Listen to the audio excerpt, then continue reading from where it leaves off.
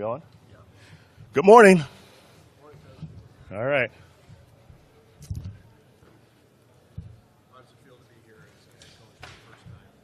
It feels great. It's exciting times. It's the Nflcombine. It's a huge event. I'm happy to be here. What have you taken from the combine from other coaches you've learned under what you had? Well, it's an event that you can you can see the players you're gonna draft in the future, and it's fun to watch the players work out. It's also fun to have them in an interview setting. To kind of figure out who the player is as a person, and a player. So it's a huge moment for us as coaches. What's the status with Trevor? Do you feel like he's recovering on schedule? Yeah, Trevor's doing fine. He's rehabbing every day in the building. He's on track for OTAs. It's a left shoulder injury, so it's not his throwing shoulder. So we feel good about OTAs for Trevor.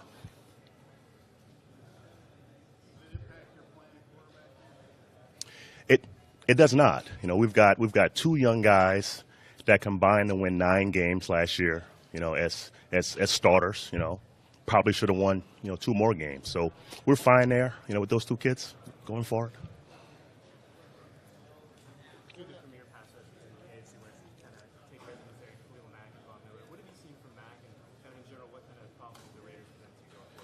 Well, Mac's a great player. He's obviously a great pass rusher. In that division alone, every team has a pair of rushers. In San Diego, you've got Bosa and Ingram, and KC, you've got 2 guys. We've got 2 guys in Denver, and obviously Oakland with those 2 guys. So it's important to have tackles, in that division because every team can rush the passer. In Harrison Roby, you've got 2 guys who can play the slot incredibly well. Yes. How excited are you to get a hold of that secondary? And in general, how much more important does the slot defender become in the NFL in the last 8 times? Well, it's very important. Most of your defensive snaps are sub snaps. I would say 65% are sub snaps. So that nickel player is a starting player, on your football team. So if you don't have one, it's an issue. We have 2 guys who can do it, so we're fine there. But it's very important to have a guy who can play the slot position. When you scout those guys, do you scout specifically where we want him to be a slot guy? What are some of the attributes? Right. Well, you want a guy that's got lateral quickness, to match the slot receiver, inside, outside, and vertically, obviously. You want a guy with high football IQ because he's involved in the first, second, and third down as far as the run game fits and your pass game coverage. So it's a combination of having a defensive back / linebacker as a first, second down player. So it's a spot you have to take serious, and you have to go out and inquire.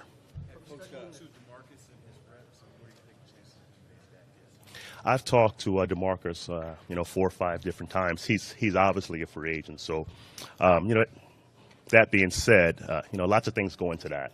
As far as where he wants to be, how much he wants to play, his role. So that's a work in progress. Coach, can you maybe run through the elements you might have took from Cincinnati and Marvin and Yeah. how you incorporated them into your program Yeah. and maybe kind of looking at your experience in Cincinnati, how it kind of Yeah. affected you in the draft? Well, Marvin's been there for, I think, 14 seasons now. That's a great example of longevity. How Marvin works, how Marvin's kept his staff intact. That's been key to Marvin's success. As far as the draft, they drafted very well in Cincinnati. The coaches are very involved. Mr. Brown's very involved. But his process of going out and seeing each player he's drafted over the last 13, 14 seasons, it's worked for him. His roster is obviously a big time roster with a lot of good players. Is there anything you might bring? Is there anything you might bring to the process that you brought that they started? Absolutely. I think having the coaches involved in the process is important because those guys, they were players every day. They know what they want to coach. They know what it looks like. So it's important to have the coaches involved. Pass rushers are awfully hard to find because it's a combination of obviously having great ability, but also great feel. As a pass rusher, every great defense, it starts with having rushers and defensive back and corners, if you can rush the passer and cover, you can play great defense. But they're hard to find, and they're hard to acquire if you don't have them. You're starting to film the last few weeks. What did you see looking back at the Broncos last year? Maybe you didn't know. Well, I'll say this. The team won 9 games, and the perception was the offense wasn't very good. But in my opinion, offense was pretty good. They didn't finish well in the red zone, but the quarterbacks played well. And again, winning 9 games is that's a nice feat in the league, and it should have won probably 2 more games. So, offensively, I think we're close. Not as far as everyone thinks we are. Offensive line, we need some help there, but we're close offensively, and that was one surprise I thought watching the film. Coach, as far as your philosophy, how important is it to run football? And your initial scouting or evaluation of C.J. Anderson and Vance, where do you see that? Right. I think running the football helps the quarterback play better. That forced the defense to close the middle and give you more chances outside to throw the football. So running the football is imperative. CJ's been a consistent good back for the last 4 or 5 seasons, and Booker, as a young guy, showed up last year. Late in the year, he played better and better. So I'm excited about those 2 guys. But running the football is a must. After you guys looked at the film and evaluated the offensive line, do you have an idea of kind of schematically how you'll attack it? Will it be more power than zone? Or Right. how are you guys Well, it was more zone last year. We're hoping to do both, under Mike and Jeff. When you're doing both, it helps you on game day. If you're doing only one thing, teams can kind of, wire in and scheme against, what you're doing. But if you're doing both gap schemes and zone schemes, it makes you tough to defend. Paxton Lynch, first-round pick. I assume you don't get a first-round quarterback and then want him to sit for 2 years. Right. Is he ready, do you think, from what you know of him and what you've seen? Right. He can be the quarterback this year? Is he ready? I'm not sure.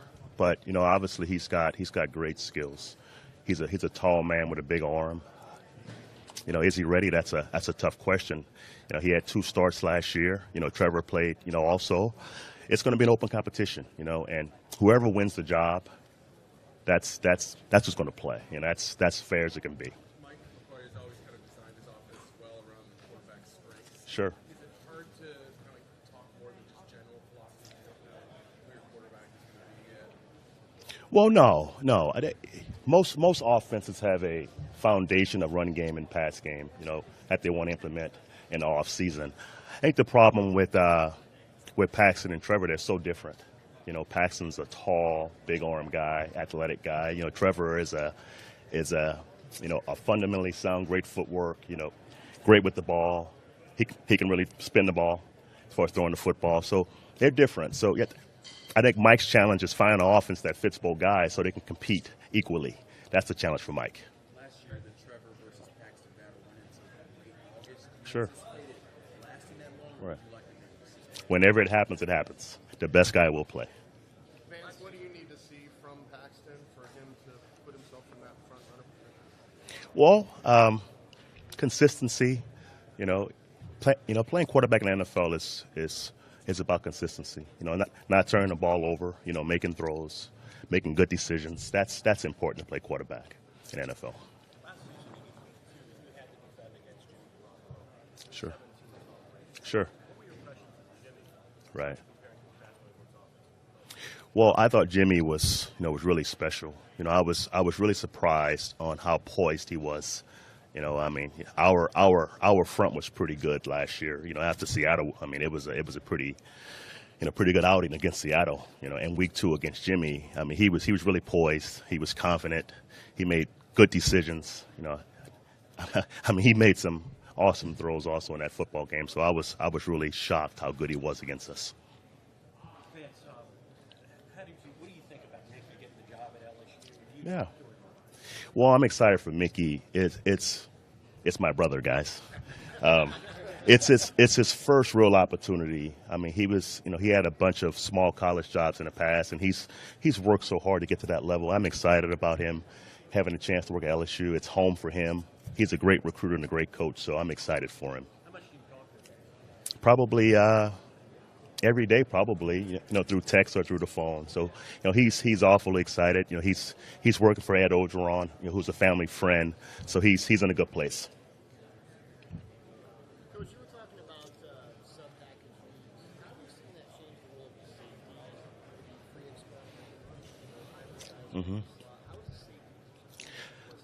I think it's changed because now you want two twins. Okay, you don't want a stronger free safety. You want two guys who can cover. You want two guys who can tackle. And you want two guys who can play high zones because it's a passing league. So I don't want my big strong safety covering a slot player or my big strong safety close in the middle in a high zone. So I think everyone's going to having more twins. And it's really having ex corners who can tackle to play safety. That's probably your best option. So does that lean more towards the free prototype or the strong? I would say for our system, more the free safety type of player. How do you look at the stages of this draft, and what do you think of it? Well, I've kind of glanced over the guys, sparingly, and it's a bunch of good ones this year. It's a bunch of good defensive backs in general this year in the draft. What's the best attribute of the first? Well, I would say this. I would say, playing in space. College football is a space game. So these kids are playing in space every down. So it's fun to see. It's fun to watch them run and hit and play the football at the same time. Secondary and your pass rush, how important is it to fix those D lines that teams don't just keep running on you to stay away from their strength? That's important also. Stopping the run can be a couple things. It can be obviously your D line play, but also your coverage package. So you can help your running game by playing different coverages, having different fronts. So that problem you can fix a bunch of different ways. As a first-year head coach, what was maybe your big impression or takeaway working with Adam last year, watching the way he handled things and had success? Well, Adam did a great job last year as a first-time head coach, and I think making tough decisions, that was Adam's year. Starting 1-3 or 1-4, what we were. I mean, it was a tough start, but sticking with the process, believing in the process, and winning 9 games straight, that was awesome. So to watch Adam go through the first 5 games and not panic, not lose the process was impressive. Do you feel like there are certain qualities you'll be able to hopefully try and replicate or bring with your lessons that you've learned? Absolutely, stay with the process. Stay with the process. It works.